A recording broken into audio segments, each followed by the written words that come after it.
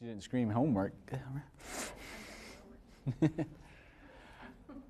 Okay, we started chapter 13 on liquids. We laid the foundation for pressure and density and how they're related, and that pressure is depth dependent.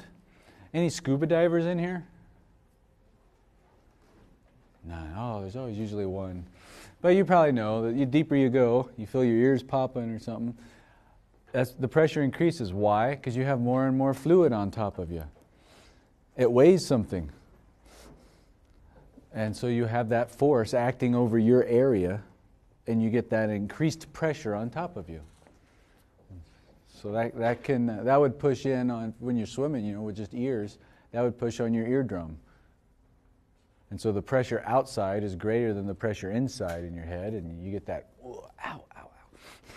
The reverse can happen when you go up in an airplane. The pressure's less up there because you have less air on top of you. That'll be more of the gases in chapter 14. But liquids and gases are both fluids. And everything you're learning right now, you're going to find out works for gases. So chapter 14 will actually seem easier to you, I think, because it's kind of just repeating a lot of stuff. It throws in a few more things, but I wanted to show you a few things.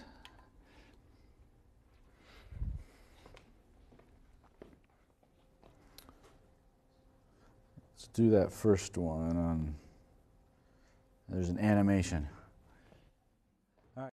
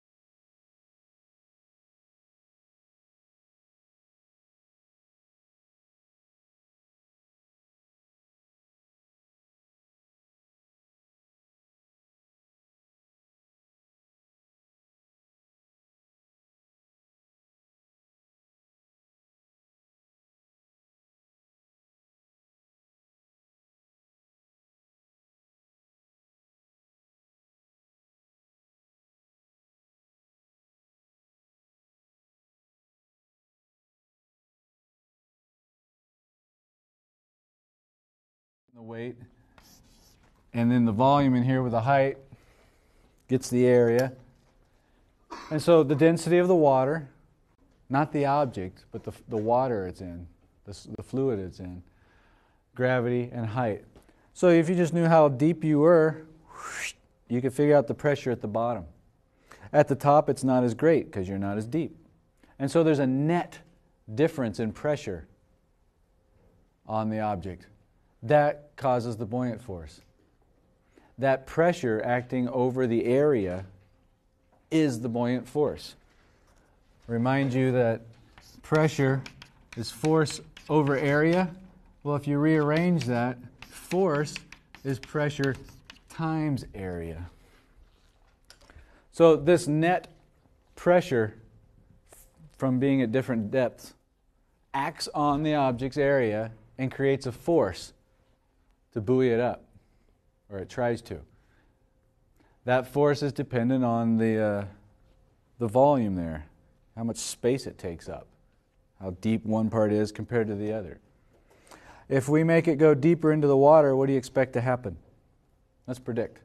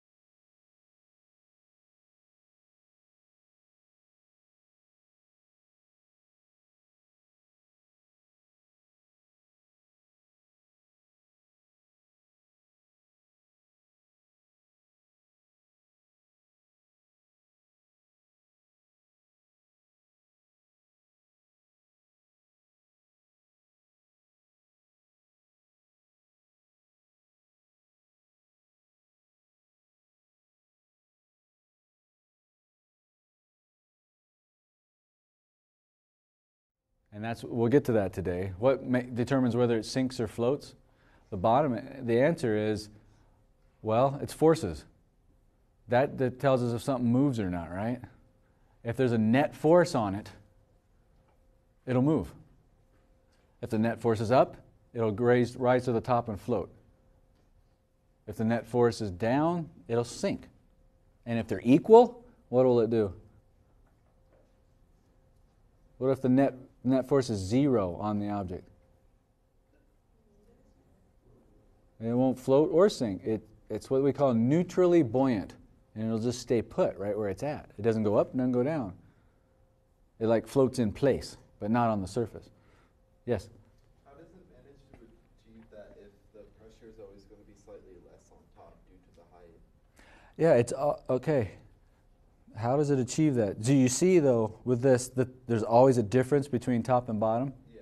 And do you see that difference remains the same, however deep the thing is, because it's the same size object? So my point with this is pressure is depth dependent. It gets greater as you go down.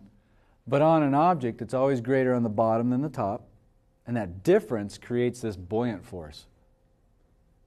So the buoyant force on this object, once it's underneath this red bar, the buoyant force on it does not change, whether it's up here or down here, as long as it's under the water completely. So we'll get to I'll answer it more specifically, Glenn, in a moment. Are we good with that part? Let's do, while we're down here, make the object less. It's smaller. It takes up less space. Now you can see the net buoyant force decreasing. That's because the difference in pressure from top to bottom is less. Those pressures are still greater down there, but the difference from top to bottom on the object is less.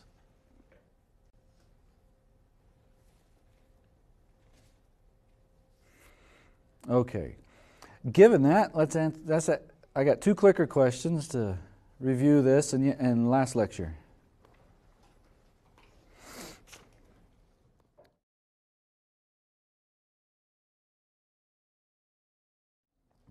Start the responseware option here. All right, there's that info.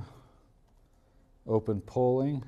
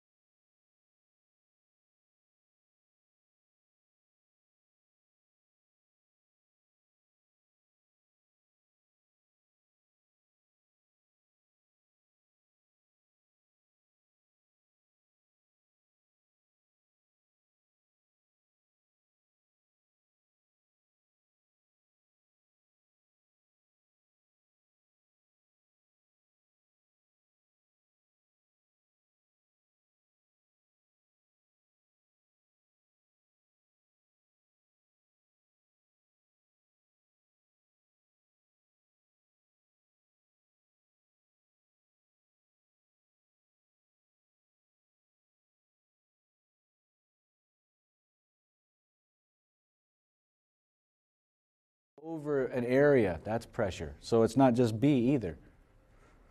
It's not the surface area of the lake at all. It has more to do with the area that acting on the object down there.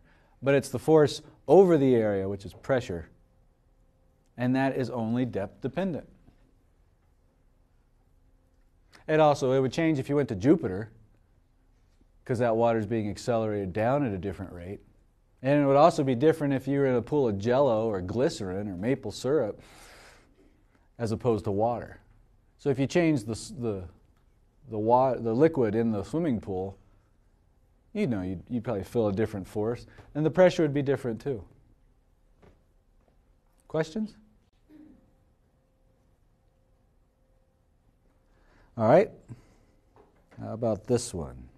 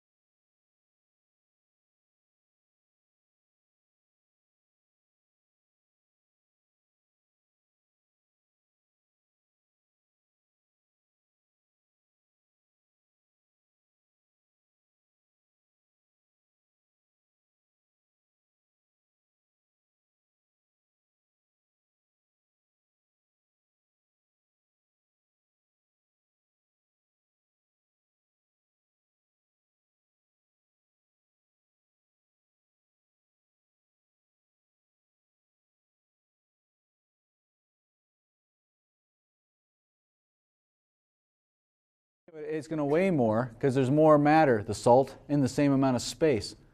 And that's acting over the area, so it'll create a greater pressure for the same depth. It's more dense. Yes, Brenda? So that E is density. Not depth. Yeah, I keep saying depth. This is height. I'll write that out. I keep confusing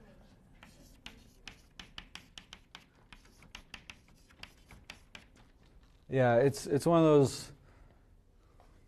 Yeah. If you prefer to make this a little d for depth and that helps you, I don't care. This is a distance. And it's essentially how much fluid is on top of you. The height of the fluid is how it was derived. The height of the fluid.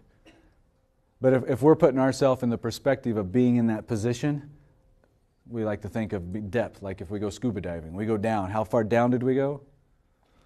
A distance h. How much water? There's a column of water above us with that height. So that's what that is. This is density. Gee, and I was trying to help too because normally physicists use it as the Greek letter rho, which looks like a P, and we've had enough between momentum and pressure, I didn't want to confuse that. So, if you're curious, rho, G. How did I do? I know there's one person in here that's Greek. But I'm using density as D. So the point here was, yeah, you change the substance, the density changes, and so the pressure is affected as well. All right.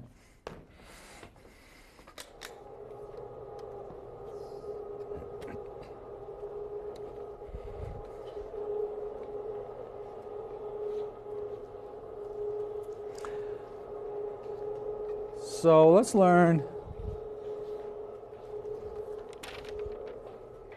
There. Archimedes Principle. All right. I have a cylinder here. It's solid. I'm going to put it in this cylinder that's empty to show you that it's the exact same volume as here. So it takes up the same space as what I can fill this up with. Now I'm going to hang this. And let's see what gravity's doing to it. About 7 newtons is the force. These two combined, the weight is 7 newtons. You with me? I'm going to fill this full of water. And it has a hole here. So let's fill it up. Yes, sound effects help. Oh, well.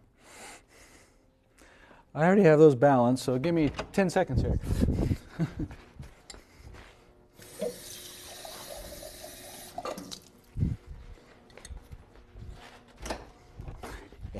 All right.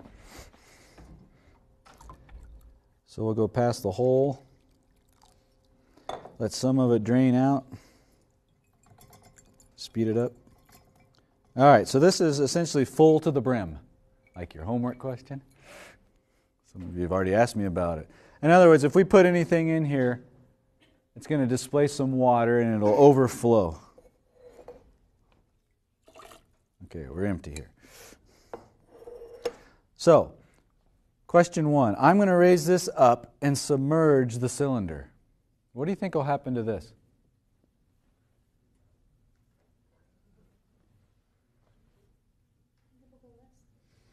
Less? What happens when you jump in a swimming pool? Do you feel lighter or heavier or the same? Lighter. Lighter. Why? This thing called buoyant force. So I expect a similar thing to happen with that. So your gut's right. I would think there's some buoyant force helping support it. So the scale won't have to support it all, and it should go down. At the same time, water should overflow. So let's try it out here. What are we at? About 7 newtons, almost. Go slowly so I don't mess up.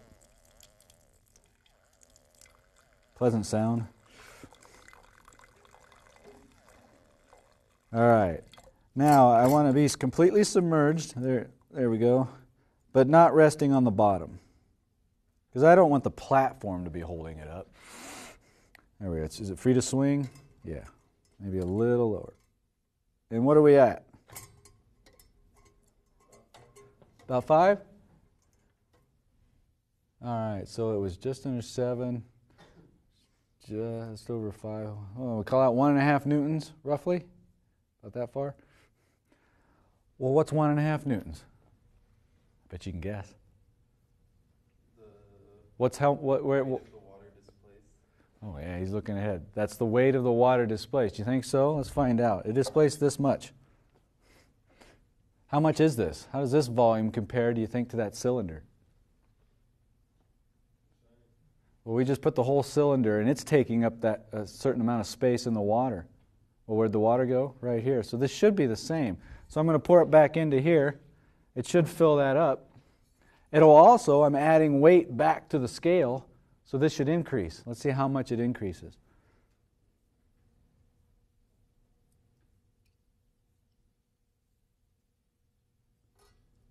And there we are. It just fills it up, and we're back to where we started. That's Archimedes' principle. You're like, really? What is? The weight of the displaced water is the buoyant force. It went down by 1.5 newtons. Why? Because the water was buoying it up. That buoyant force was helping support. We could see it was 1.5 newtons. Well, that was exactly the same weight as the water that got displaced. That's Archimedes' principle. The buoyant force is equal to the weight of the displaced water. That's in your book. So let's write both those down. The buoyant force was the difference of what something weighed in air. We weighed it first in air, and then we submerged it and weighed it in the fluid, in this case water.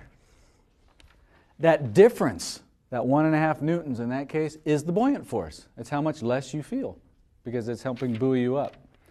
And we saw that that was exactly equal to the weight of the displaced fluid.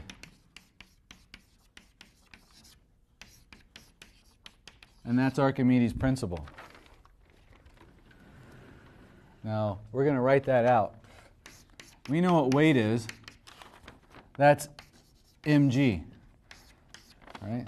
If we could take the mass of that water and accelerate it by gravity, And my little subscript here, so I don't have to write that out the whole time. Let's just say displaced fluid, DF for displaced fluid.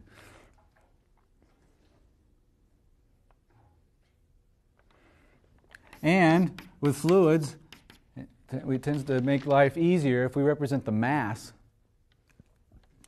with density. Do you remember how to do that? Density is mass over volume. So mass is density times volume. Let's put that in there. Density times volume of the displaced fluid times G. So there's the M.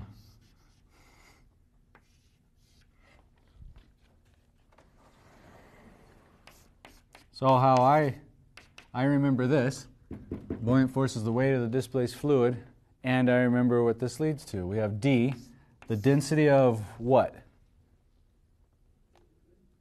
The fluid, not the object. People get that confused. It's of the fluid. The volume of what?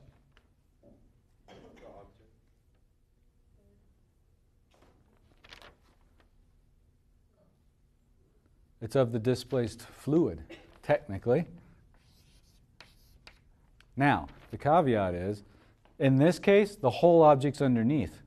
So the volume of the object is the same as the volume of the displaced fluid, correct? But what if it wasn't completely submerged?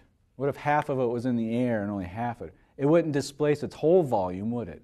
It would only displace half its volume. So the buoyant force is based on the weight of the displaced fluid. So you need to know how much is actually submerged. It's not always the volume of the object. It's the volume of the object that's underwater. And then gravity. That's our guide to thinking for buoyant force. And that, I find the key is, is volume dependent.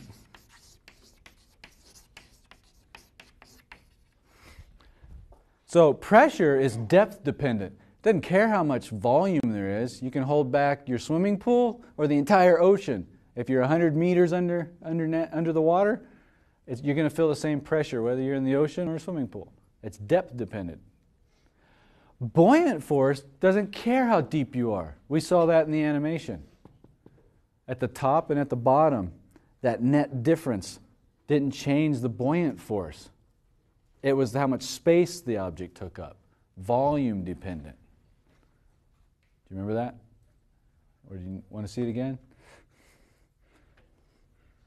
So yeah, it's how much water the thing displaces determines the buoyant force.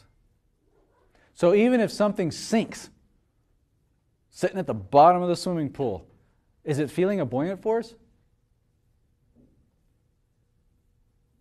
You don't sound confident. Is it displacing water? Yes, then it has a buoyant force. And it'll be equal to the volume of, well, if it's all the way underneath, it'll be the volume of that object, because it's displacing its whole volume of water. But then why is it sunk? Want to try, Stephen? You got 2 fingers up.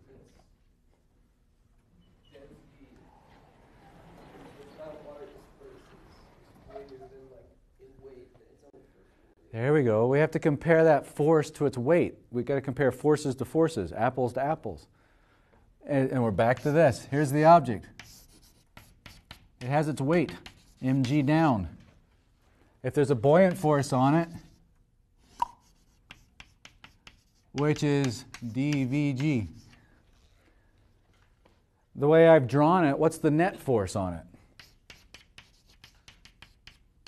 Down. So it'll sink. If its weight is more than the buoyant force, it sinks. It'll go down. And if this is bigger, it'll float. So that one will float and this one will sink. Does that make sense? And if they're exactly equal, I already asked you this earlier. If the weight equals the buoyant force, it's neutrally buoyant. Neutrally buoyant, and it stays put. It neither goes up any higher, but it doesn't sink down any lower. That's how whether something sinks or floats relates to all this pressure stuff and buoyant force. So what's interesting is, things can be underwater, and sink, but they still feel a buoyant force. It's just not enough. They're not displacing enough water to overcome its weight. Let's think back to the aluminum foil boat, which I threw away. The aircraft carrier, right? When it was spread out, the boat displaced enough water, a volume of water, to have a big enough buoyant force, because the buoyant force is volume dependent. Depends on how much, it's the weight of the displaced water. If it displaces enough, it has a big enough buoyant force to overcome its weight. And it floated.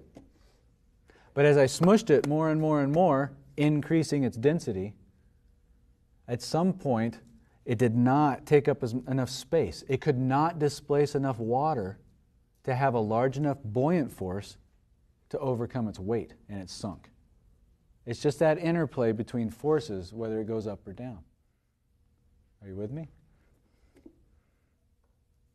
So let's do these two. Two cement cylinders. Put them in here.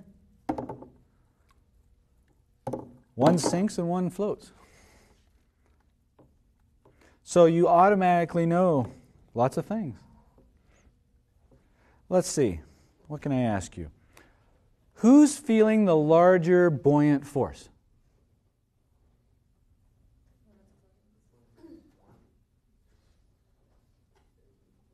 Yeah, your gut says the one that's floating. Because it's floating, it must be, right? Who's displacing more water? The one below is facing more buoyant force because it's completely submerged. You're right, Glenn. The one on the bottom is completely submerged, so it's displacing its whole volume in water. Thus, it has a larger buoyant force than the one on top. See how it's out of the water a little? Maybe you can't see it. So it's not displacing quite as much water, so it has a smaller buoyant force. But wait, it's floating. See how buoyant force doesn't tell you whether it sinks or floats? It's just volume dependent. How much water is it displacing? What must be different about these two? Their weight. This one's a lot heavier. So it has more mass in the same amount of volume. So what do we say about it? It's more dense. This is way more dense than this one, which is why this one floats. So the buoyant force on this was less, but this guy's buoyant force is greater than its weight. This buoyant force was larger, but it weighs too much. It's not enough. So it's sunk. Versus 2. So we can use another clue. And it works out that if something is less dense than the fluid around it, it floats. If it's more dense than the water, the fluid around it, it sinks. So we can write that down too.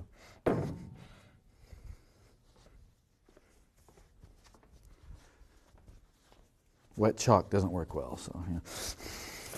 Let's make a little chart. Oh, I can do it here. All right, so if the density of the object is, let's do greater than the density of the fluid, what happens? It sinks.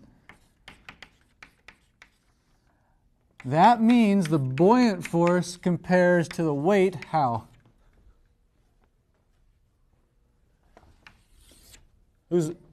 Say again? The buoyant force is greater than its weight, then we have this case. And the upward force would be bigger than the downward force, and that would be floating. So we'll just flip that. It's less. So we started with this. If the buoyant force is not enough, that was the one that sunk, the heavier one. The buoyant force is less than what it weighs, it's going to go down. It sinks. It's too dense compared to the fluid around it.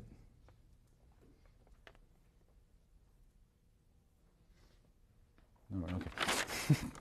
All right. If you the reverse, of course, but we'll write it out. If the density is less than the fluid, then it'll float. And that means the buoyant force is greater than the weight.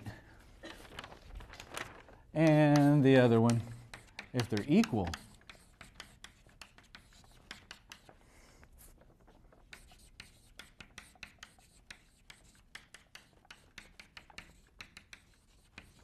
and that's the neutrally buoyant one. You can try this, next time you're in the bathtub or go swimming. Fill a Ziploc bag full of water, completely full of water. Try to get all the air out. That's essentially the same density as the water around it. And you ought to be able to just position it somewhere and it stays put for the most part. Move it down here, it stays put. Stays put. Because water and water have the same density. Yes? Absolutely. Did I write? See if I wrote it right. This made it worse? Oh, I did it to help you. Dang! Maybe it'll help somebody. Write it out in the words for me, or even just repeat it so I can Yes. write it down? Yeah, you bet. Let's do it again. Thank you. This is a shortcut, because a lot of us we look at densities. This is what I've gotten to. But we approached it from this side. What it means is, if the object is more dense, see, if it's greater than the density of the fluid it's in. So, us in a swimming pool, for the most part, we tend to sink. I know, we can change things. Maybe that's a bad example. Let's do a submarine. Right? You'd think a submarine would sink, right? It can do anything, but it can change. How does it sink? How does it go lower? Anybody know? I heard mumbling, but I couldn't make any of it out. I heard some responses, but just say them again because I couldn't understand. I think that I read that the submarine can go down because it gets more water. Yes, you're right, Luz. It takes on more water, which increases its mass. It's not changing its volume. It's a fixed metal tub, right?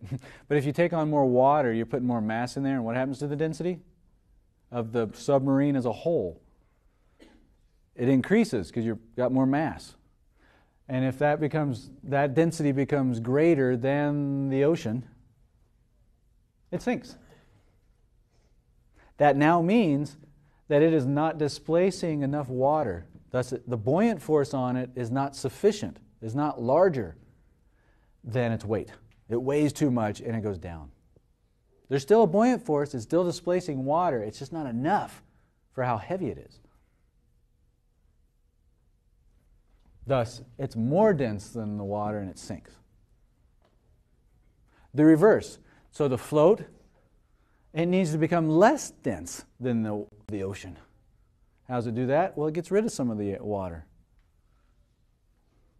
So it becomes lighter, less massive for the same volume, becomes less dense, and it floats. Now it doesn't weigh as much. From those two cases, which one had the larger buoyant force in the submarine? When it's sinking or when it's floating? We're still underneath the surface. It's a submarine. It sinks in one case, it floats in another. What changes? We know its density changed. It had to. What else changed? Its mass. This side changed. Its weight. The buoyant force actually doesn't change. It's the same volume. It's the same submarine. Whether it's up here, over here, down here. If it's displacing the same volume of water, because the submarine has the same volume, then the buoyant force on it remains the same. So in those two cases, those are equal, whether it sinks or floats. What's changing is its weight, becoming greater or less than that buoyant force. Interesting, huh? You can throw someone a lead life preserver. That should work, shouldn't it? You're saying no, why? But wait, if it's a life preserver, it has the same volume of the one full of air or styrofoam. Who has the larger buoyant force? It's the same buoyant force because they have the same volume. So if you submerge them, they'll displace the exact same amount of water. So the buoyant force is the same. Why doesn't a lead one keep you afloat? It's too heavy. It's not enough buoyant force for its weight. It's too heavy. Yes? But with the cylinders, you said the one that sank had a higher buoyant. Yes. There was a slight clarification in there that this one's completely underwater, so it's displacing its entire volume. This one is not completely underwater. So in all my examples, that's if they're still all underwater. If something rises up, that's a boat. When a boat floats, is it displacing its entire volume of water? No, because it doesn't need to. It only needs to displace enough water to float. Let's think that one through. Something is underwater. Let's take the submarine. It sinks. Okay, we're down at the bottom. Now it wants to come back up to the top. So it lets off water, gets rid of some of its mass, becomes lighter. We now have this case where the buoyant force is greater than the weight. Yes? The net force is in which direction? Up. So it accelerates up to the surface, comes to the surface. But what happens when it gets to the surface? It comes out of the water. Kind of like the floating cement cylinder. What happens to its buoyant force when it comes out of the water? It decreases because it's not displacing as much water. What's it decrease to?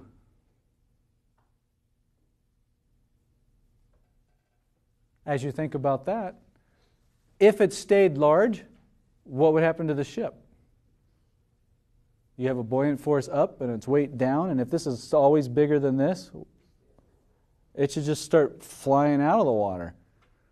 But it doesn't. Once it gets to the surface, does it move any after that? It stays put. Now we have this case. The buoyant force is equal to its weight. The buoyant force went down because it doesn't need to be that large anymore. So it doesn't need to displace as much water. It just needs to displace enough to keep it floating on the surface. And that's because it's half out of the water. Are you with me? Things on the surface don't displace as much water, so their buoyant force is less. 4 ships floating on the surface, those are equal. Just realize this is due to what's displaced, not the whole volume. If you submerge it, you just increase the buoyant force.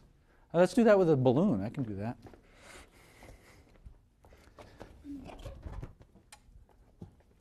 Clearly floats. Buoyant force is huge compared to its weight. See how high up it floats?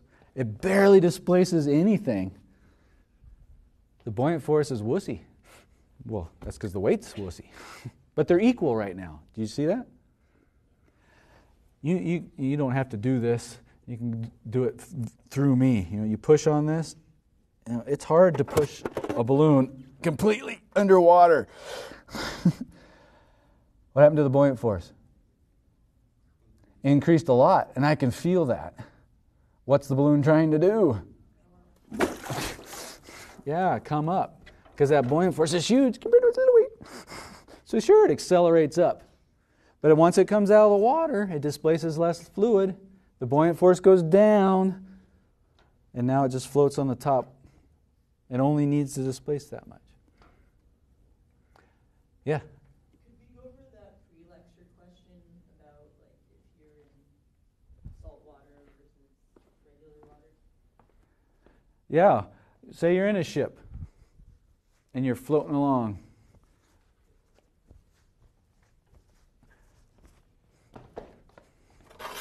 Here's the buoyant force. So we're not changing gravity. In that case, it's if you go from fresh water to salt water. I don't remember which way it did it, but you'll get the point. That changes. So we've been talking a lot about this. Let's change what fluid we're in. What do you think? If you were in a swimming pool and you feel the buoyant force, what if you jumped in a pool of maple syrup? You'd be very sticky. Yeah, you'd be very sticky. Do you think you'd sink more or float more? Yeah, your gut's right, because maple syrup's more dense. If you increase this, for the same displacement, you'll get a much bigger buoyant force. And so you're more likely to float. So that's what changes when you go from fresh water to salt water.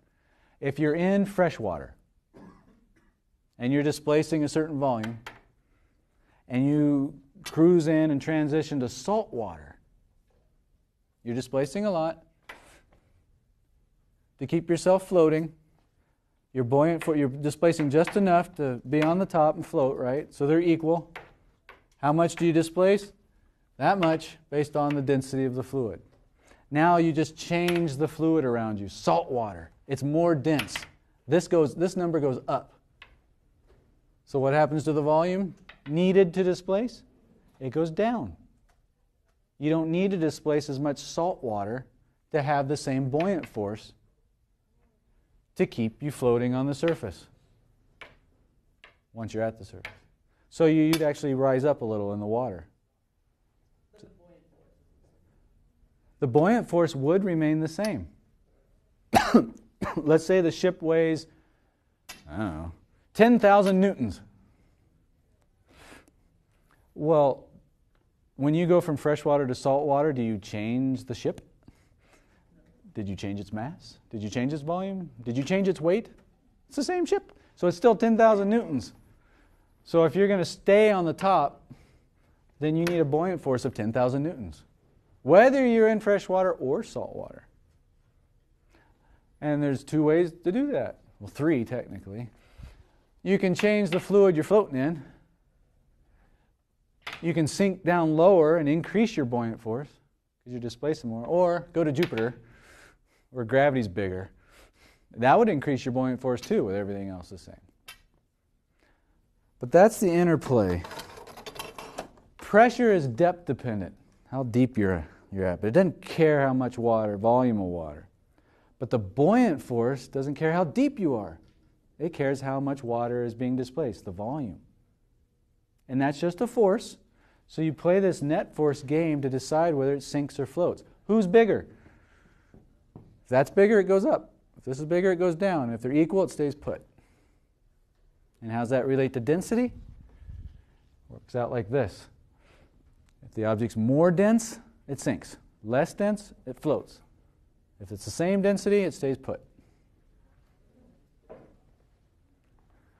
Let's see, we have 5 minutes? I'll do some more demos because that's the gist.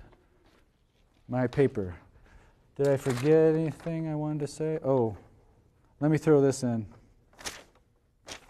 Then I'll do some demos and we'll have our weekend. Pascal's principle. It's easy, and we've already kind of touched on it, but I need to write it down. It's in your book. Pressure is force over area. We got that. We did that with the bed of nails. What if, though, somebody stands on top of you? You just increase the force, right? Well, if you don't want to die, you better increase the area.